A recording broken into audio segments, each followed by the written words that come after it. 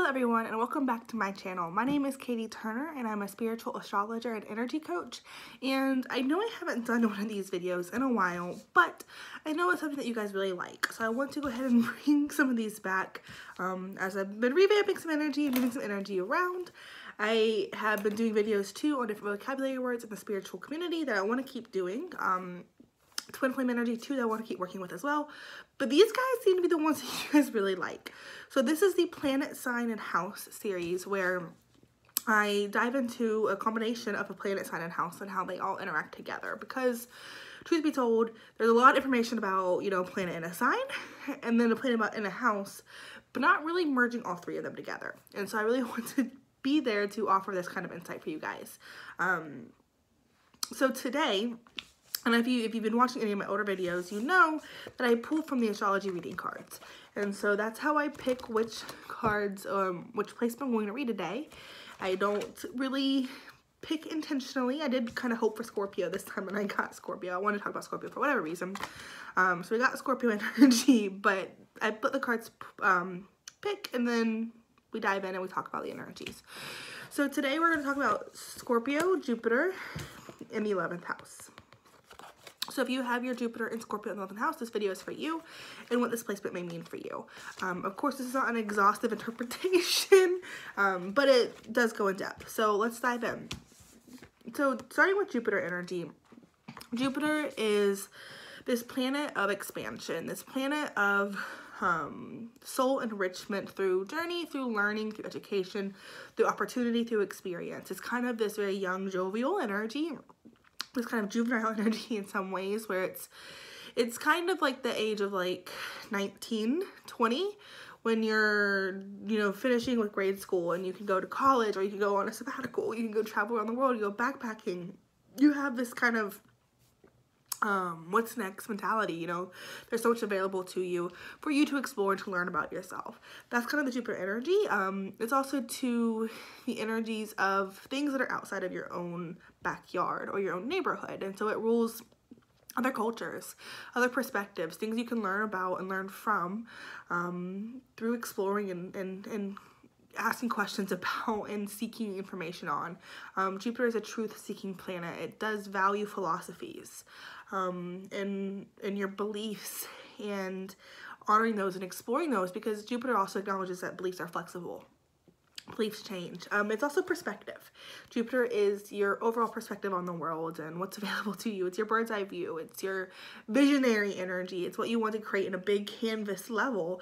And with that, it comes luck and opportunity and expansion. And once we kind of set our intentions for what we want with Jupiter energy, it starts opening the doors for us. We just have to kind of prepare ourselves and make sure we can seize those opportunities. So that's the Jupiter energy. Scorpio is this vibration where it's gone through some things. Scorpio has gone through heavy things.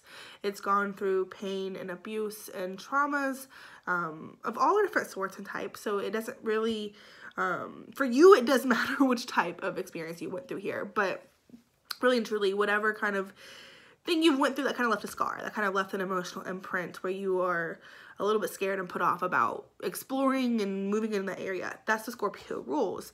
It is deep, passionate intimacy as well, though. And so we don't want to just kind of get stuck and fixated on the fact that it's abuse and it's trauma and it's hurt. Because yes, those are things that come from Scorpio energy. And when we're dealing with Scorpio, when we're talking about Scorpio, it's important to acknowledge these areas and to give them the healing they need, to give them the understanding, the acceptance, the love they need, and then moving that towards healing energy. The Scorpio rules intimacy, and it rules passion, and it rules deep connection with other people and with yourself. And so one of the benefits of healing is to know ourselves on a deeper level. One of the benefits of knowing other people on a deeper level is to know ourselves on a deeper level. And so Scorpio really calls on us to explore what we're passionate about and to get to know all aspects of ourselves, the shadow side included. It's really calling on you to kind of accept and embrace where you're different and where you maybe wouldn't naturally enjoy and express and love on this part of who you are. It does rule psychology as well, and so people with this place of Jupiter and Scorpio are going to be really good at understanding psychology and understanding people and the way they think, and because Jupiter brings that lucky energy to Scorpio, it's like it's very easy for you to know who's worthy of trusting and who's not. Your bullshit reader is really good, essentially. With Jupiter being in Scorpio, though, it's kind of like where life is meant to set you free. Things have happened that maybe make you a little bit fearful of being set free. Maybe you went to explore the world and you saw something bad that happened, or you were just carefree in life and then you got hurt, and maybe it was just in love or with traveling the world or going to school, whatever it is, because Scorpio does rule connections, intimate connections, you know. So with this planet and this sign together, they're really talking about not letting fear get to you, not letting past pains keep you from exploring the future. And wherever you are standing right now, whether you're moving through healing or you're moving through and finding that sense of power again to claim and call on to and step into the unknown, that's where you should honor. That's what you should celebrate. There is so much available for you when it comes to healing energies, when it comes to intimacy, when it comes to getting to know something on a deep level. There are so many opportunities for you, doors opening, nuggets of wisdom and inspiration and perspective available for you in intimacy energies, through healing energies, through transformations, through letting go and surrendering and calling in your own inner power. It is important for you to call in your own inner power and to allow that to show you the world.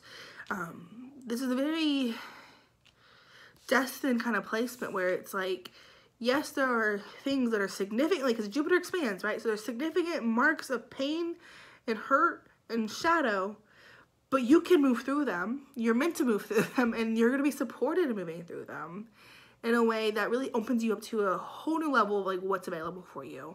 And it's all through reclaiming your personal power, and it's all through reclaiming what you're capable of, and where you really do create the world you want to create, and where you, even if someone hurts you, you have the power to heal yourself or to draw your boundaries or not let that happen again.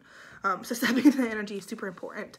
Now the 11th house is the house of, we want to start with weirdness, right? So it's the house of where you are different. It's the house of where you stand out. It's the house of the collective, humanitarian energy and groups and friends and society and social situations, epiphanies and network connections. But really, they're talking a lot about, because the plants are kind of channeling with me, they're talking a lot about where wounds have been stirred up through where you maybe don't fit in with other people.